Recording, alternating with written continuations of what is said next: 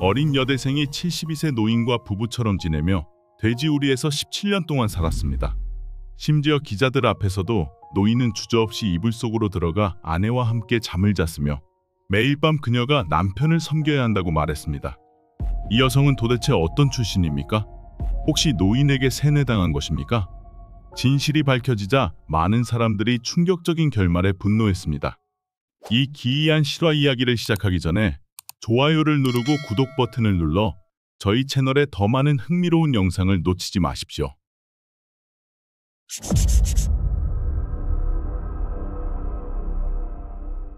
2012년 어느 날 스촨성 방송국은 한 익명의 전화 제보를 받았습니다. 전화 내용에 따르면 한 여성이 노인과 함께 살면서 학대를 받아 정신이 나갔다고 했습니다. 이 단서를 받은 방송국 직원들은 외딴 마을로 직접 찾아가 진실을 파헤치기로 결심했습니다. 그들이 향한 곳은 충장현 깊은 산속에 위치한 위에량직 마을이었습니다. 정보의 신뢰성을 보장하기 위해 기자들은 먼저 비밀리에 조사를 진행했습니다. 마을 주민들과 대화하면서 기자들은 마을의 나이 차이가 극심한 부부가 실제로 존재한다는 사실을 알게 되었습니다. 게다가 그 노인은 아내를 자주 때리는 것으로 알려져 있었습니다. 그 남자의 이름은 리텐고였습니다. 이 부부의 상황은 익명의 제보 내용과 대체로 일치했습니다. 그 여성의 출신에 대해서는 마을 사람들조차 정확히 알지 못했습니다. 그러나 몇몇 나이 많은 주민들은 그녀가 1995년 갑자기 마을에 나타났다는 사실을 기억하고 있었습니다. 당시 위에량직 마을은 도로가 열악하고 경제적으로 낙후되어 있어 젊은 여성이 등장했다는 것 자체가 큰 주목을 받았습니다. 그녀는 겨우 20세 정도였으며 책과 신문을 즐겨 읽었고 표준 중국어를 유창하게 구사했으며 심지어 몇 마디의 영어도 할 줄 알았습니다.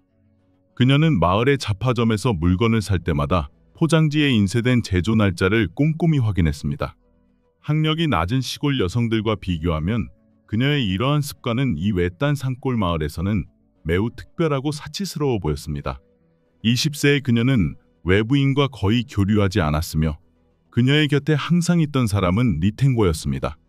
그는 당시 55세로 마을에서 가장 나이가 많고 가장 가난한 독신 남성이었습니다. 리텐고는 그녀보다 35세나 많았으며 대머리에 이가 거의 빠진 초라한 외모를 하고 있었습니다. 더욱 이상한 것은 이 젊은 여성이 바로 리 씨의 아내라는 점이었습니다. 마을 사람들은 노인이 어떻게 젊고 아름다운 아내를 맞이할 수 있었는지 도무지 이해할 수 없었습니다. 젊고 마을 여성들과 확연히 다른 그녀의 모습은 모두에게 강한 인상을 남겼습니다. 이 이야기가 나오면 마을 사람들은 항상 수군거렸으며 리 씨는 사람들의 질문을 피해 다녔습니다. 그는 단지 그녀가 타지에서 온 친구의 딸이며 정신이 온전하지 않다고 말했습니다. 그녀가 의지할 곳이 없어 함께 살게 되었으며 혼인신고는 하지 않고 부부처럼 지내고 있다고 했습니다. 2012년이 되었을 때 20세였던 그녀는 어느덧 37세가 되었으며 리 씨는 72세가 되었습니다. 마을 주민들의 안내를 받아 기자들은 곧바로 리텐고의 집을 찾아냈습니다. 그곳은 초라한 오두막이었으며 마을의 다른 집들과 비교하면 더욱 낡고 허름해 보였습니다. 알려진 바에 따르면 이 집은 정부가 가난한 가정을 위해 지원한 보조금으로 지어진 것이었습니다. 리 씨의 집이 이렇게 낡고 허름한 이유는 그가 매우 게으른 사람이었으며 대부분의 돈을 먹는 데 사용했기 때문이었습니다. 그는 집을 관리하는 데 신경 쓰지 않았으며 그 결과 집은 점점 더 오래되고 허름해졌습니다.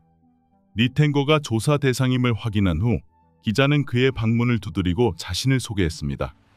리 씨는 기자를 보자마자 태도가 긍정적으로 바뀌었으며 정부에서 빈곤 퇴치를 도우러 왔다고 착각하고 기꺼이 인터뷰에 응했습니다. 가족 중 다른 사람이 있는지 묻자 그는 아내 한 명뿐이라며 기자를 침실로 안내했습니다. 그러나 침실이라 불리는 그곳에는 나무 판자 한 장이 벽돌 위에 올려져 있을 뿐이었으며 침대 위에는 이불조차 없었고 낡은 군용 외투 2장만 놓여 있었습니다. 문을 열자마자 악취가 코를 찔렀으며 방 한쪽에는 닭, 오리, 토끼를 기르는 작은 우리가 있었습니다.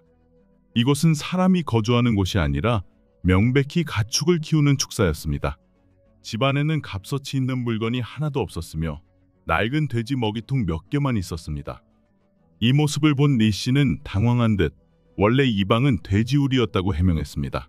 그러나 그는 돈이 없어 돼지를 살 수 없었고 대신 몇 마리 토끼를 키워 부부가 고기라도 먹을 수 있도록 했다고 설명했습니다. 방에는 난방기구조차 없었으며 모든 것이 낡고 악취가 심하여 이런 열악한 환경에서 사람이 산다는 것이 믿기지 않았습니다. 기자가 집에 방문했음에도 불구하고 리 씨의 아내는 침대에 누운 채 아무 말도 하지 않았습니다. 리 씨는 조급한 듯 이불을 걷어올리더니 기자들 앞에서 아내 옆에 누웠습니다.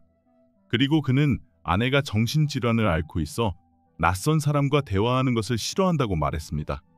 기자가 아내의 출신에 대해 묻자 리 씨는 대답을 피하며 말을 더듬거렸습니다. 심지어 그는 아내를 향한 애정을 과시하며 여러 사람 앞에서 직접 아내의 머리를 빗어주기도 했습니다. 뿐만 아니라 72세의 그는 아내에게 너무나도 사적인 질문을 던졌으며 이를 지켜보던 사람들조차 불편함을 느낄 정도였습니다. 기자는 마을 주민들에게 리 씨 부부에 대해 물어보았으며 많은 사람들이 그녀가 여러 차례 마을을 탈출하려 했지만 매번 남편에게 붙잡혔다고 증언했습니다. 위에량직 마을은 산속에 있으며 마을을 빠져나가는 유일한 길은 진흙이 가득한 비포장 도로뿐이었습니다. 마을 사람들은 종종 리탱고가 아내의 머리카락을 잡아 끌며 집으로 강제로 데려가는 장면을 목격했습니다. 그는 아내가 도망가는 것을 막기 위해 종종 그녀를 괴롭히고 때렸고 그녀가 비명을 지르고 멈출 때까지 때렸습니다. 가까이 사는 이웃들은 그녀의 고통스러운 비명을 자주 들었다고 했습니다. 더욱 충격적인 것은 리 씨가 아내를 쇠사슬로 침실에 묶어 몇 달 동안 감금했다는 사실이었습니다. 그저 그녀가 도망치는 것을 막기 위해서였습니다. 기자가 왜 아내에게 그렇게 가혹하게 대했느냐고 묻자 그는 그렇게 하지 않으면 겁을 먹지 않고 도망치려 하기 때문이라고 답했습니다. 이 노인의 눈을 보면 아내를 때리는 것이 정당하다고 생각하는 것이 보입니다. 그러나 이상한 점은 아내의 출신에 대한 질문이 나오면 리 씨가 계속해서 대답을 피하려 했다는 것이었습니다. 기자는 그녀의 신원을 밝혀내기 위해 여러 차례 대화를 시도했으나 번번이 실패했습니다. 그녀는 계속해서 눈을 피하며 두려운 기색을 보였으며 특히 리 씨가 있을 때 더욱 불안해 보였습니다. 이에 기자는 리탱고를 잠시 자리를 비우게 하여 아내가 자유롭게 이야기할 수 있도록 했습니다. 리 씨가 떠나자 여성은 긴장이 풀린 듯 자신의 이름이 허청우이이며 충칭 유양 출신이라고 밝혔습니다. 심지어 37세가 된 그녀는 아버지의 이름이 허카이즈라는 것까지 정확히 기억하고 있었습니다.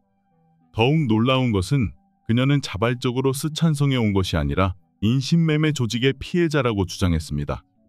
여성은 매우 야위고 눈빛은 공허했으며 열악한 환경에서 살아가고 있었습니다. 이에 기자는 즉시 취재를 중단하고 허청우이의 친부모를 찾아 나서기로 결심했습니다. 이후 기자는 허청우이가 제공한 주소를 따라 즉시 해당 지역으로 향했으나 그녀의 가족은 이미 다른 곳으로 이사한 상태였습니다. 다행히도 한 이웃이 그 가족을 잘 알고 있었으며 기자에게 그들의 연락처를 제공했습니다.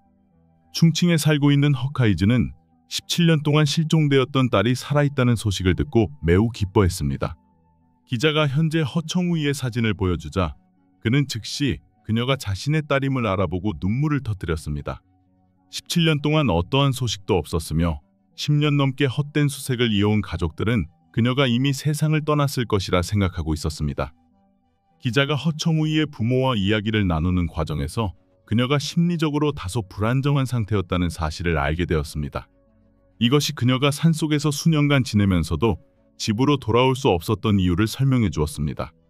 기자는 부모를 위로하기 위해 허청우이가 납치되어 노인의 아내로 팔려갔다는 사실을 밝히지 않았습니다. 딸이 스촨성의 한 산골 마을에서 살고 있다는 소식을 들은 허카이즈 씨는 기자에게 딸을 만나러 가고 싶다고 요청했습니다. 길을 가면서 그는 딸이 실종되기 전의 상황을 회상하며 깊은 후회를 표현했습니다. 허청우이는 1975년생이며 20세가 되던 해인 1995년에 실종되었습니다. 그녀는 가족의 장녀였으며 밑에는 2명의 동생이 있었습니다. 당시 시골에서는 남아선호 사상이 강했으며 허 씨 역시 그 영향을 받았습니다. 그는 자녀를 충분히 보살피지 못했으며 가끔 아내에게 폭력을 행사하기도 했습니다. 허청우이는 학업 성적이 우수한 학생이었으며 1995년 면양의 한 대학교에 합격했습니다. 가족들은 그녀가 대학에 합격한 것을 매우 기뻐했으며 그녀의 미래가 밝다고 생각했습니다. 그래서 재정적으로 어려운 상황이었음에도 불구하고 그는 학비를 마련하기 위해 8,000위안을 빌려 딸을 대학에 보냈습니다. 대학교에 입학한 허청우이는 학비와 생활비를 마련하기 위해 아르바이트를 시작했습니다. 그녀와 아버지의 관계가 점점 개선되고 있던 와중 대학 1학년이 된 지 얼마 지나지 않아 갑자기 실종되었습니다. 학교로부터 연락을 받은 허카이즈 씨는 즉시 딸이 다니는 도시로 달려가 경찰에 신고했습니다. 그의 룸메이트에 따르면 허청우이는 파트타임으로 일하러 나갔고 어느 날 저녁 이후로는 돌아오지 않았다고 합니다. 그녀가 아르바이트를 했던 매장 측은 허청우이가 그날 저녁 퇴근 후 정시에 퇴근했다고 전했습니다. 이러한 증언을 바탕으로 경찰은 사고 가능성을 제기했으나 철저한 수색에도 불구하고 그녀의 행방은 끝내 밝혀지지 않았습니다. 이후 허카이즈 씨는 딸에 대한 정보를 들을 때마다 직접 찾아다녔지만 매번 허탕을 쳤습니다.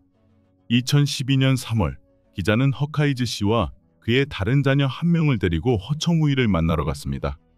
리텐고는 기자를 다시 보자 처음 만났을 때와는 전혀 다른 태도를 보였습니다. 그는 아내를 찾으러 온 두 사람의 신원을 알게 되자 분명히 위기감을 느꼈습니다. 그러자 그는 갑자기 화를 내며 내 아내는 고아이며 가족이 없다고 주장했습니다. 리텐고의 태도를 본 기자는 여성 인신매매가 중범죄이며 만약 그가 끝까지 부녀의 재회를 막는다면 경찰에 신고하겠다고 단호하게 경고했습니다. 리 씨는 정부의 생계지원금으로 생활하는 사람이었기 때문에 경찰이 개입할 경우 자신에게 불리할 것을 직감하고 바로 동의했습니다.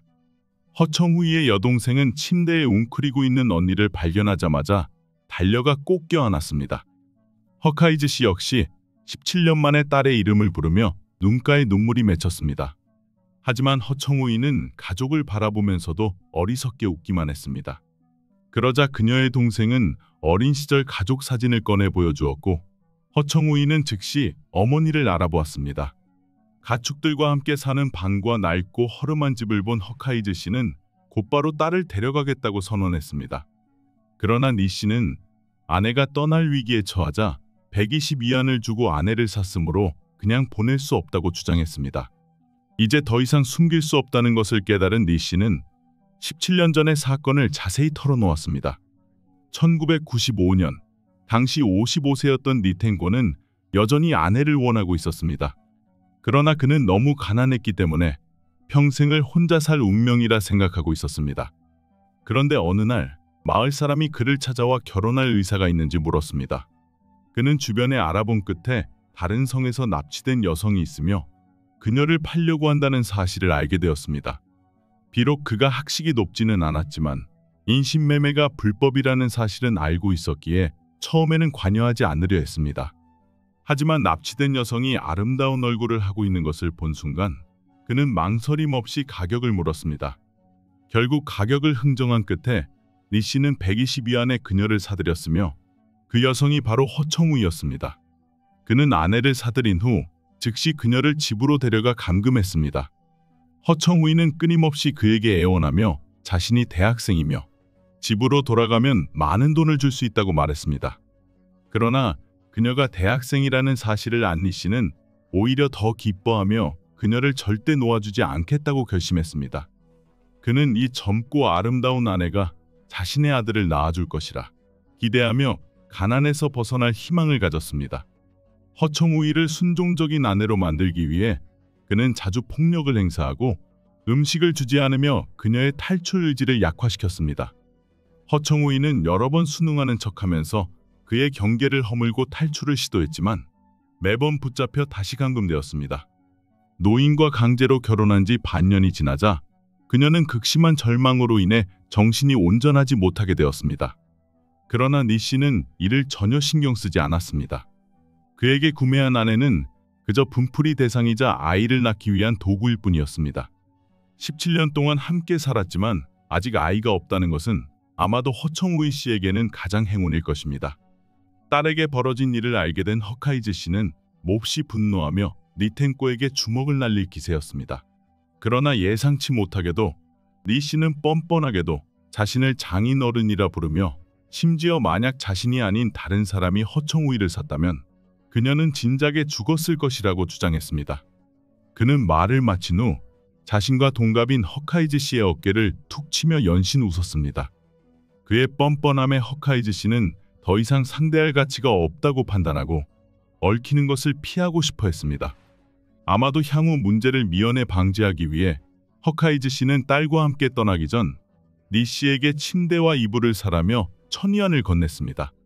자신이 아내를 붙잡아둘 수 없다는 것을 알게 된 리 씨는 환하게 웃으며 그 돈을 흔쾌히 받았습니다. 허카이즈 씨가 딸을 데리고 떠난 후 리 씨는 기자에게 자신의 진짜 속내를 털어놓았습니다.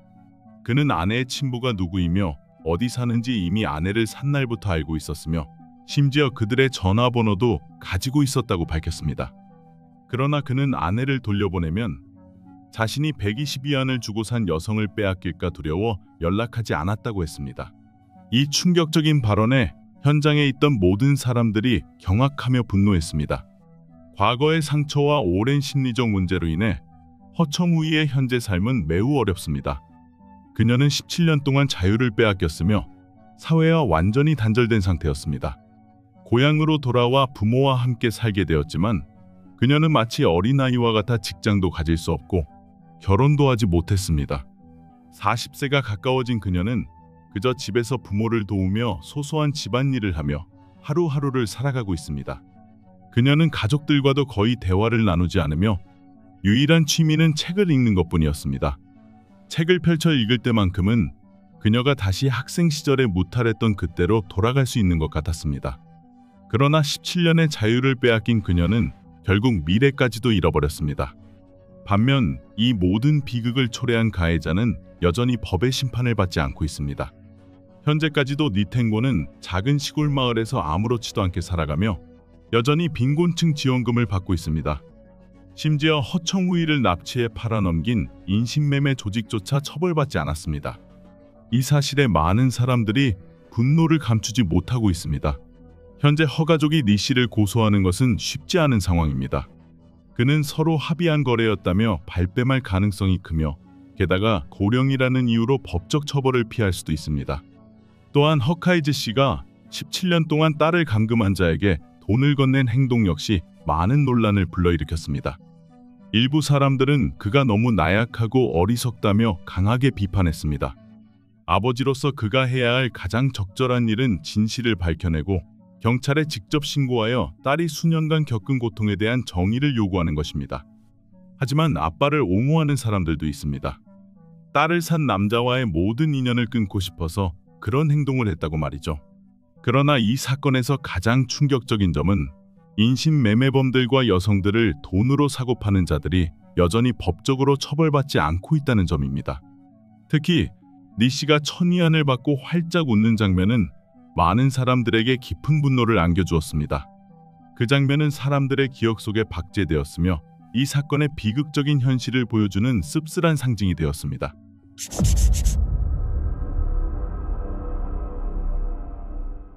2015년 6월 2일 아침, 허난의 한 경찰서에 중년 여성이 찾아와 남편 량쥔린이 5월 31일부터 집에 돌아오지 않았으며 전화도 연락이 되지 않는다고 신고하였습니다.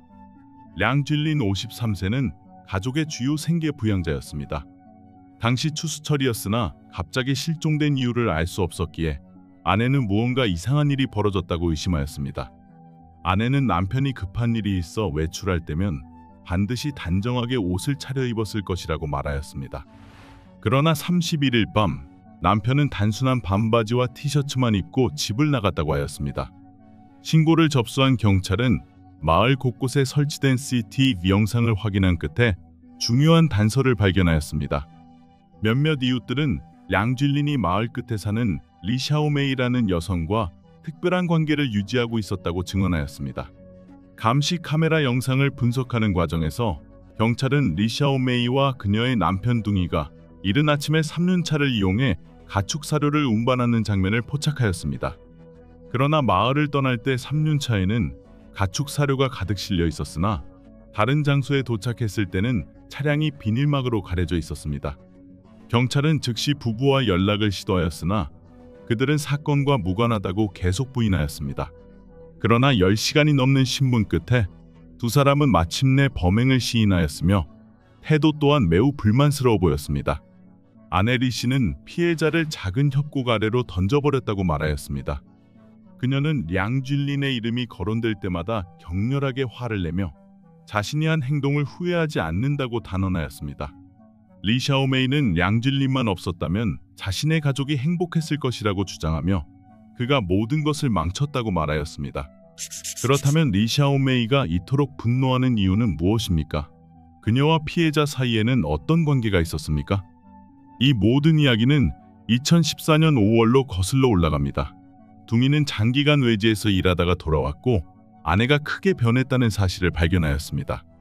그는 아내가 항상 휴대전화를 손에 들고 몰래 누군가와 대화하는 모습을 자주 보았습니다.